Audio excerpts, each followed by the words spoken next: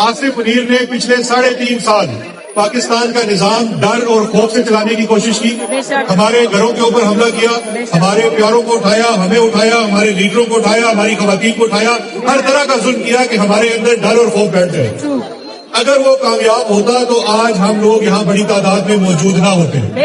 اگر وہ کامیاب ہوتا اور اس کا ڈر اور خوف پھیل جاتا تو پاکستان میں اڈیالہ کے باہر عمران خان کی 3 بہنیں، شوکت خانم کی بیٹیاں نہ بیٹھی ہوتی۔ اس کا مطلب ہے وہ ناکام ہو گیا۔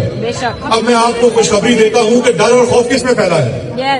ڈر اور خوف اس شخص میں پھیلا ہے جو آج بھی وردی کے نیچے ویسٹ پہن کے آتا ہے، بلٹ پروف والی، جس نے اپنے لیے تا عمر استثنا لکھوا لیا ہے۔ ڈر اور خوف تو تمہارے اندر ہے۔ کل تو پاکستان کے مولویوں نے بھی فتویٰ دے دیا کہ یہ غیر شرعی ہے۔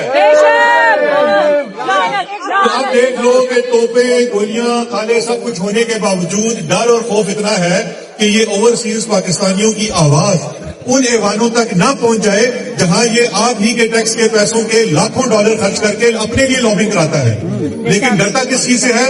اوورسیز پاکستانیوں کی آواز سے۔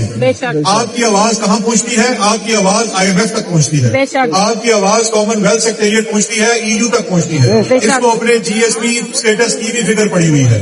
یہ یورپ آتا ہے اور کہتا ہے مجھے پولیٹیکل میٹنگ چاہیے۔ پولیٹیکل میٹنگ ہوتی ہے کہ جب وہاں کے الیکٹڈ لوگوں کے ساتھ وردی پہن کے بیٹھے، وہ انکار کر دیتے ہیں۔ وہ پتہ کیوں انکار کر رہے ہیں؟ وہ کہتے ہیں کہ ہمیں ان 5 بندوں کی فکر ہے جو آپ کے باہر کھڑے ہو کے نعرے مارتے ہیں کہ تم غیر جمہوری ہو، تم ریپرزینٹیٹو نہیں ہو۔